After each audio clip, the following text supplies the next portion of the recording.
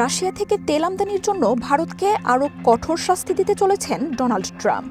ভারতীয় পণ্যে শুল্কের পরিমাণ বাড়িয়ে ৫০০% করতে পারে আমেরিকা। একই বিধিনিষেধ আসতে পারে চায়না ও ব্রাজিলের ওপরও। শিগগিরই কংগ্রেসে এই সংক্রান্ত বিল পেশ হতে চলেছে বলে জানিয়েছেন ট্রাম্পের রিপাবলিকান পার্টির আইন প্রণেতা লিন্ডসে গ্রাহাম। বুধবার ট্রাম্পের সাথে দেখা করার পর সামাজিক মাধ্যমে তিনি জানান, বিলের বিষয়ে সবুজ সংকেত দিয়েছেন ট্রাম্প। আগামী সপ্তাহেই বিলটি নিয়ে কংগ্রেসে ভোটাভুটি হতে পারে।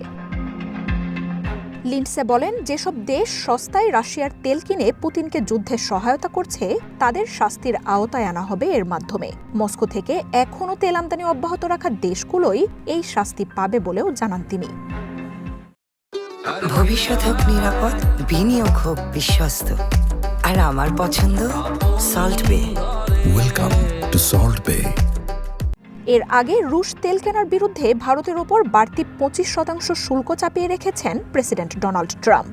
সব মিলিয়ে দিল্লির পণ্যে ওয়াশিংটনের ৫০% শুল্ক বহাল রয়েছে। মোদি প্রশাসন জানিয়েছিল এই বছরের মাঝামাঝি ট্রাম্প প্রশাসনের সাথে বাণিজ্য চুক্তির ঘোষণা আসতে পারে, তবে সেই চুক্তির পূর্ব শর্তও রুশ তেল কেনা কমিয়ে আনা।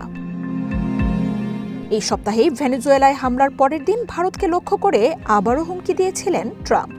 জানান, ভারত এখনও রাশিয়ার সাথে বাণিজ্য করছে, খুব তাড়াতাড়ি দেশটিতে আরও বেশি শুল্ক চাপানোর হুমকিও দেন তিনি। এরপরই ৫০০% শুল্কের এই বিলের কথা সামনে আসে। ট্রাম্প প্রশাসনের চাপের মুখে দিল্লি বারবারই বলছে, দেশের সাধারণ মানুষের স্বার্থ রক্ষা করেই সিদ্ধান্ত নেওয়া হবে। রাশিয়া থেকে তেল আমদানি কিছুটা কমিয়েছে দেশটি। ওয়াশিংটন থেকে জ্বালানি আমদানিও বাড়ানো হয়েছে, তবে তাতে ট্রাম্পের রোষানল থেকে রেহাই পাচ্ছেন না নরেন্দ্র মোদি। মার্জিয়া উপমা, ওয়ান ইন্টারন্যাশনাল ডেস্ক।